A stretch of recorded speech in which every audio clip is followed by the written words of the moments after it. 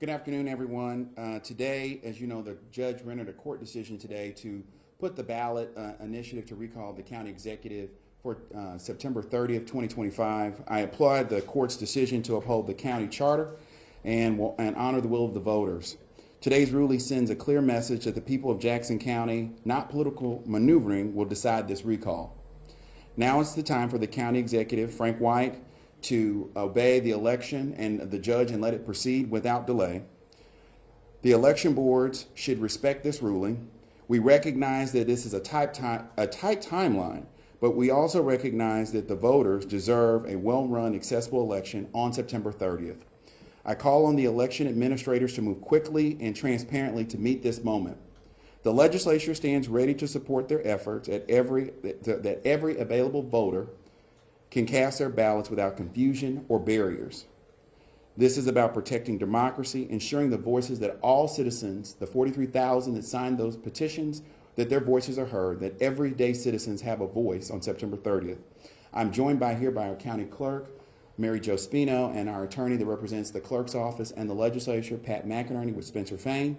I applaud him today for a historic ruling because there is no court ruling that gives us any precedent on this, and this is making history here today. So I'll turn it over to Pat McInerney to say a few words, and I want to thank him for all of his hard work and his team. Thank you, Pat.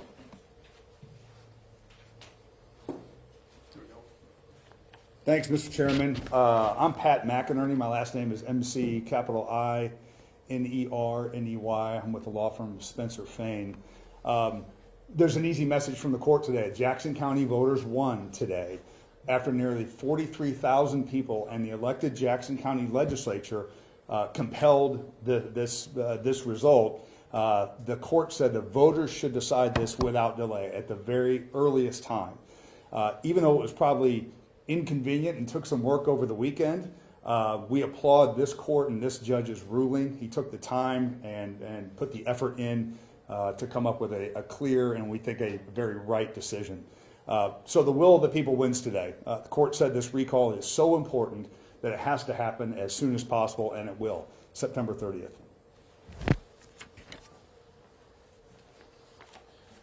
And now we'll open it up for any questions that you might have. Mr. McGee, I think we know that Mr. White has the option to probably file an injunction if he chooses on this.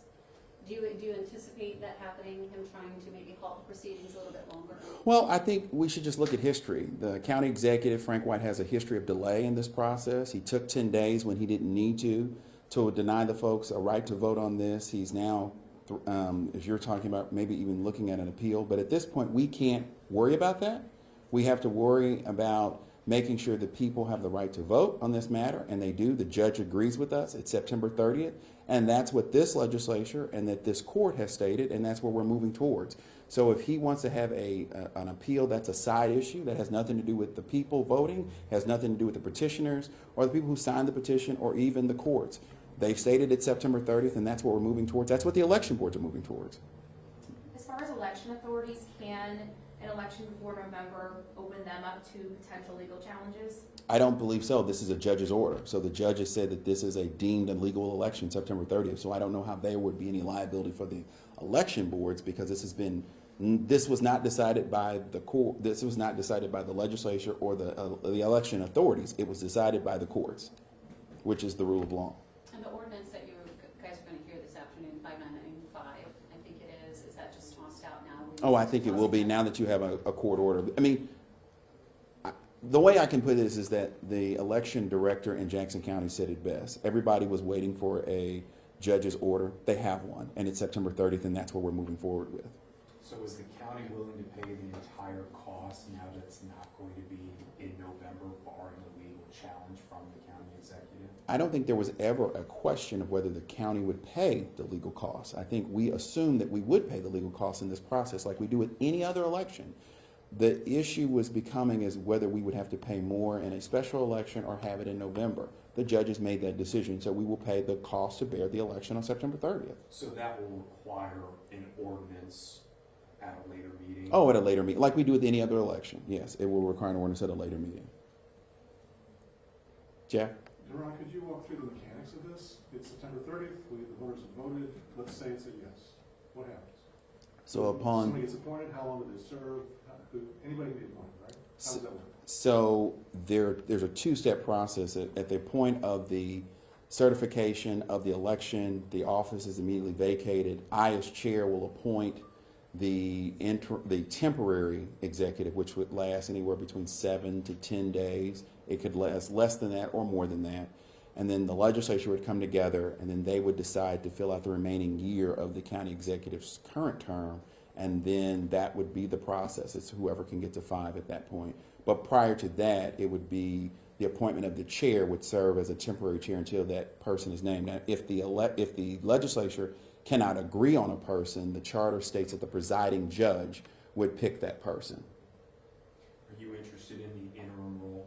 Again, I'm not going to speculate on that at this point. I think it's the main point that I wanted to work with our lawyers and our clerk and my colleagues is making sure we have an election date set. We have, and I want to ensure that the voices of the voters are heard. This is not about who's jockeying for a position. I think this is about an election or a job performance of one person, that's Frank White. And I think that's the decision at hand today, not who the replacement will be. So you don't anticipate a bunch of stumbling blocks going into September 30th? No, I don't. I mean, I think the blocks are where they are. So, I mean, the judge has said that the election will be September 30th. Any other questions? Jonathan, anyone? Well, I'm just reading Frank's statement, and it's long. And there's some of the stuff we've already covered.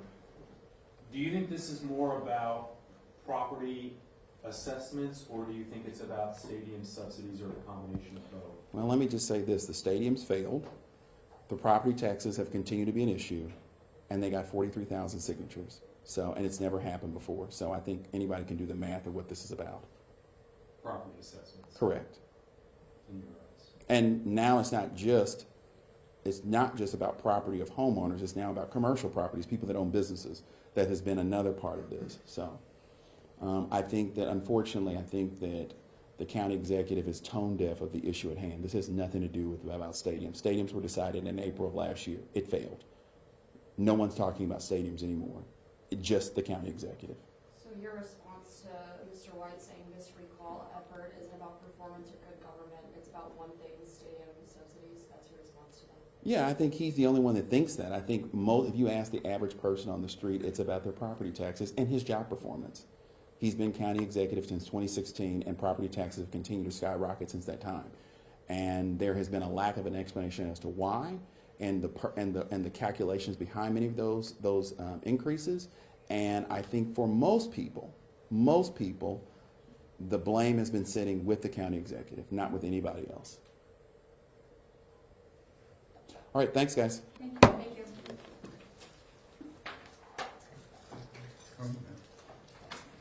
Mary Jo, Yeah. Monday. Chris, we met before. Good to see you. Yeah. Friday was interesting. Yeah. I wish they would let us record it. I wish they would have let us. surprised about that.